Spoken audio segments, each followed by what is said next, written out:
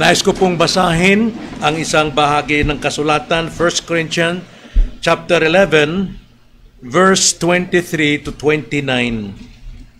1 Corinthians chapter 11, verse 23 to 29. Ganito po ang sinasabi.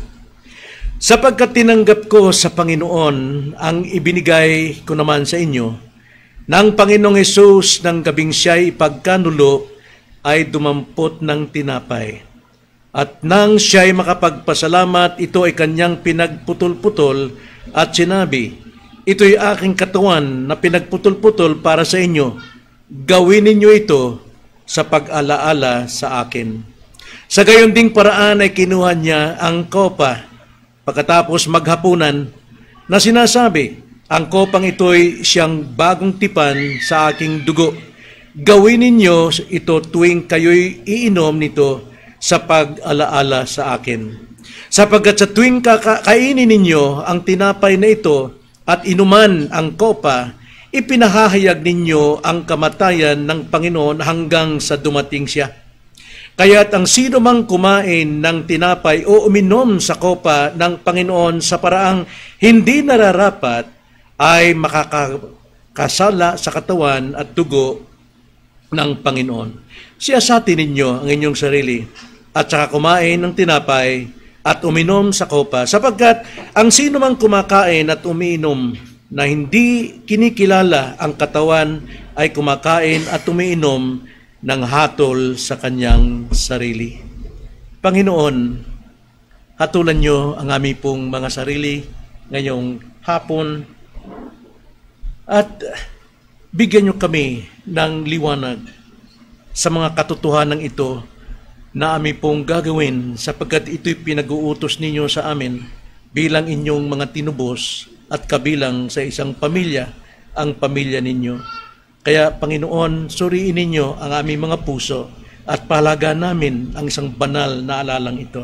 Ito ang aming dalangin sa pangalan ng Panginoong Hesus. Amen. Ito pong Lord's Supper, actually, kung ating pong ilalagay sa tamang konteksto ng pagiging isang iglesia, ito po ay extra special meeting ng Family of God. Ito ay isang extra special na pagtitipon ng pamilya ng Diyos. Na bawat isa sa atin, gustong-gusto natin ng pagtitipon, lalo na ng pamilya, at sa mga pagtitipong ito, nag-i-invite tayo ng ating mga kaibigan, kamag-anak, o mga kabarkada sa buhay, sapagkat nais nilang sila man ay makaisa natin sa pagdiriwang tulad halimbawa ng Christmas. Marami tayong bisita, marami tayong mga invited guests sa ating kapitbahay, birthdays, ating itong sineselebrate at marami tayong mga bisita, anniversaries. Nag-iimbita talaga tayo ng mga tao upang sila makarinig ng mensahe. Pero kung minsan, mayroon pong special gathering ang pamilya, na tanging pamilya lamang ang maaring dumalo sa ganitong pagtitipon, at ito ay ang Lord's Supper. Ito yung pag-observe ng Lord's Supper. Ito ay para lamang sa mga pamilya o mga anak ng Diyos na tinubos ng dugo ni Kristo. Sapagkat ang pagtitipong ito ay tignan natin sa tatlong kahalagahan. Una, ang pagtitipong ito ay sandali ng pag-alaala at pasasalamat natin. Verse 23 to 25, basahin ko muli ang kahalagahan nito. Ang sabi po sa verse 23 hanggang 25, sapagkat tinanggap ko sa Panginoon ang ibinigay ko naman sa inyo, ng Panginoong Hesus ng gabing siya'y ipagkanulo ay dumampot ng tinapay, at nang siya'y makapagpasalamat, ito ay kanyang pinagputol-putol at sinabi, ito'y aking katawan na pinagputol-putol para sa inyo, gawin ninyo ito sa pag-alaala sa akin. Pasasalamat, pag-alaala. Verse 25, sa gayon ding paraan ay kinuha niya ang kopa pagkatapos maghapunan na sinasabi, ang kopang ito'y siyang bagong tipan sa aking dugo, gawin ninyo ito tuwing kayo'y iinom nito sa pag-alaala sa akin. So ano pong dapat nating alalahanin at pasasalamatan sa ating pagtitipong ito? Ito po ay ang ating pong buhay sarili, ang ating mismong sarili, na tayo po dati ay hindi kabilang sa pamilya ng Diyos. Hindi tayo kabilang. Tayo po ay mga swail. Tayo makasalanan. Tayo patay sa mga pagsuway, kasalanan. Ngunit sa biyaya ng Panginoon, sa kabila ng ating pagkamakasalanan, handa niyang ibigay at ibinigay ang kanyang buhay alang-alang sa katubusan natin. Kaya dapat nating alalahanin kung sino tayo noon at ngayon, sino tayo sa kasalukuyan. Alalahanin natin na tayo po'y nabuhay at naligtas lamang sa pag-ibig ng Diyos. Tayo po ay sumasagana sa biyaya, which is the common grace. Simula ng likhain ang sanlibutan, gumagana po ang common grace, ang biyaya ng Panginoon para sa lahat. Maging sa mga hindi mananampalataya, maging sa mga kriminal at that time, mga kapatid. Ngunit sumibol at dumating ang special grace na ito noong ang Diyos ay nagbigay ng pangakong tagapagligtas. Genesis chapter 3 verse 15. At doon natin nakikita ang ating kasaysayan na dapat nating alalahanin at pasalamatan sa Diyos dahil sa kanyang pag-ibig tayo po ay naligtas sa pamamagitan ng kamatayan ng katawan ni Kristo sa Kalbaryo. Ito po ay talagang sira-sira ang katawan niya at ang dugo niya ay natigis para sa ating kalinisan at kapatawaran ng ating kasalanan. Alalahanin din natin si Kristo, hindi lamang yung ating nakaraan. Alalahan natin si Kristo sa dalawang bagay. Unang-una, ang kanyang pagkabuhay na muli. Siya po'y na muling nabuhay at kailanman hindi namamatay at siya'y nakaupo ngayon sa trono sa kalangitan. At ikalawang dapat nating alalahanin ang kanyang pangako na siya'y muling babalik. So yun ang alalahan natin. Pag-alala at pasalamat kung sino tayo noon, pag-alala at pasalamat na si Kristo ay darating upang tayo'y kaunin.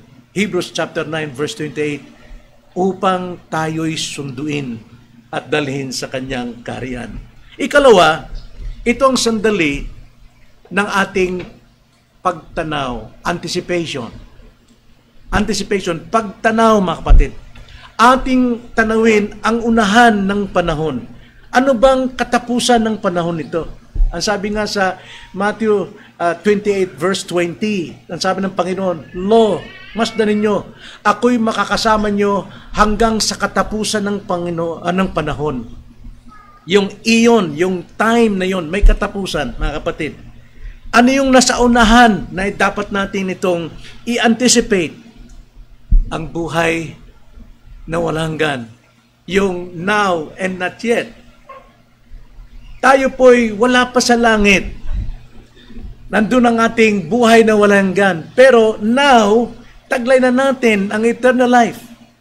Pero yung katuparan nito is not yet. Dapat nating alalahanin ito, tanawin natin na darating ang time na yon, darating si Jesus upang tayo po ay baguhin sa ating pangangatawan. Philippians chapter 3 verse 20 to 21. Ang ating pagkamamamayan ay sa langit. Darating ang Panginoon at sa kanyang pagdating babaguhin ang ating katawan tulad ng katawan ni Kristo, a glorified body. Kaya nga, i-anticipate natin ang bagay na ito sapagkat ang Panginoon ay naghanda na ng tirahan natin. John 14:1 hanggang 3, ganito ang sabi, huwag mabagabag ang inyong puso, sumampalataya kayo sa Diyos, sumampalataya rin naman kayo sa akin. Sa bahay ng aking ama ay maraming tahanan, maraming silid. Kung hindi gayon, sasabihin ko ba sa inyo na ako'y paroroon upang ihanda ko ang lugar para sa inyo? Kasi ang pangako ng Panginoon, pupunta ako roon para ipaghanda kayo ng lugar. Dahil kung hindi totoo, ba't niya sasabihin? Kaya sabi ni Jesus Christ, sasabihin ko po sa inyo kung hindi totoong naghanda ako ng tirahan para sa inyo. Verse 3, at kung ako'y pupunta roon at may handa ko ang isang lugar para sa inyo, ako'y babalik at kayo'y tatanggapin ko sa aking sarili upang kung saan ako naroroon, kayo rin ay naroroon. So ito po dapat nating tanawin, yung blessed hope natin. Yung blessed hope, ang pagbabalik ng Panginoon upang mabuo na ang kanyang pamilya. At ikatlo, yung sandaling ito, Lord's Supper, hindi lamang para pag-alala at pasasalamat at hindi lamang para i-anticipate natin ang panahon, kundi ito yung sandali ng ating pagsusuri at pagtutuwid ng ating sarili. Pagsusuri at pagtutuwid ng ating sarili. 27 hanggang 29. Ganito po ang sabi. Verse 27. Kaya't ang sino mang kumain ng tinapay o uminom sa kopa ng Panginoon sa paraang hindi nararapat, ay magkakasala sa katawan at dugo ng Panginoon. Kung hindi raw karapat-dapat, nilalapastangan niya ang kamatayan, ang katawan ni Kristo at kanyang pagtigis ng dugo. Mabigat po yun. 28, siyasatin ninyo ang inyong sarili at saka kumain ng tinapay at uminom sa kopa. Ano po yung hindi karapat-dapat na dapat nating suriin? Marami po. Pero number 1, ikaw ba'y kabilang na sa pamilya ng Diyos? Sa malaking relihiyon, alam natin, hindi tayo sure kung sila po ay mayroong dugtungan kay Jesus, pero nagtitake sila ng communion. Yan po ay isang kasalanan laban sa katawan at dugo ni Kristo. Binaliwala nila yung katawan ni Kristo, ang kanyang kamatayan at ang kanyang paglilinis ng kanyang dugo, na para bang baliwala lang, basta tanggapin. Walang kwenta sa kanila ang communion. Sa atin po ito'y banal. Kinikilala natin to. Ayaw nating hatulan. Kaya nga, ako humingi ng pasyensya sa ating mga bisita. Kinakausap kong bisita na kung sila ay miyembro sa ibang iglesia, pwede silang tumanggap. No? Kung sila ay committed sa iglesia. Pero salamat sa Panginoon, yung magkapatid, ready silang mag-undergo ng membership class simula sa Sunday. Napakabuti po ng Panginoon sa kanila. Kaya, ang sabi, siyasatin ninyo ang inyong sarili at saka kumain ng tinapay at uminom sa kopa. Hindi lamang yung hindi ka kabilang sa pamilya, kundi mayroon ka bang kasalanan na tinatago ngayon? Kailan mo pa bibitiwan? Kung ating babasahin, verse 30, ang sabi ito, dahil dito marami sa inyo ang may hina at mga may sakit at ang ilan ay namatay na. Hindi po biro itong communion, itong Lord's Supper. Banal ito. Kaya huwag nating maliitin, kundi sundin natin. Siyasatin natin ang ating mga sarili. So ito po yung panahon, oras na dapat tayo magsiyasat. Ano bang naging ugali ko kapag ako'y nag-iisa? Ano bang naging ugali ko rin kapag ako'y nasa publiko? Ako ba'y nakapagbibigay lugod sa Diyos o napupulaan ko ang pangalan ni Kristo sa aking pagiging Kristiyano? Kailangan din i-confess natin yan kung ano yung ginagawa natin na napupulaan si Jesus sa buhay mo. Instead na sila ay makakita ng liwanag sa patotoo. Patotoo. So, sandali po tayong magbigay ng katahimikan sa ating sarili. At tayo'y mag-confess ng ating kasalanan. May promise ang Panginoon, 1 John 9, if we confess our sins unto Him, He is faithful and just to forgive us and cleanse us from all wicked things. Tayo po'y manalangin.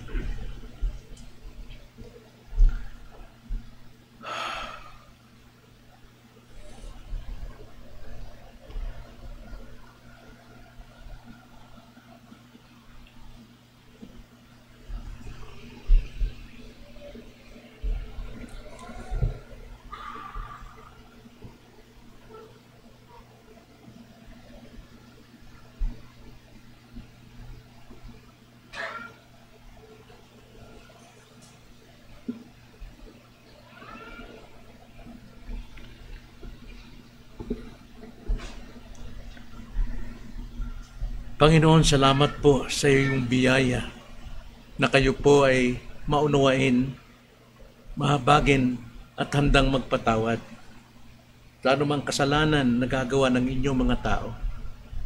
Ami pong tinutupad ang inyo pong kahilingan sa amin na siyasatin namin ang aming mga sarili.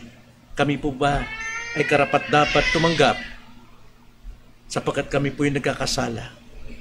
Tunay, Panginoon, ng Lord's Supper ay para sa mga makasalanan. Hindi ito para sa mga banal, sa mga taong matuwid na hindi umaamin ng kasalanan. Ito po ay para sa mga makasalanan handang magsisi, handang magtapat ng kasalanan, at kayo'y nalulugod sa bagay na ito. Kaya kami po ay nagsusuko ng aming pong mga nagawang kasalanan ngayong oras na ito. At pahintulutan kami, Panginoon, na makibahagi sa banal na utos ng Panginoon na alaala sa Kanya. Alaala ng Kanyang dakilang gawang katubusan sa amin bilang mga makasalanan. Namatay siya at muling nabuhay upang kami bigyan ng katiyakan ng aming pong kapatawaran at kaligtasan. Maraming salamat po. Itong aming dalangin sa pangalan ng Panginoong Hesus. Amen.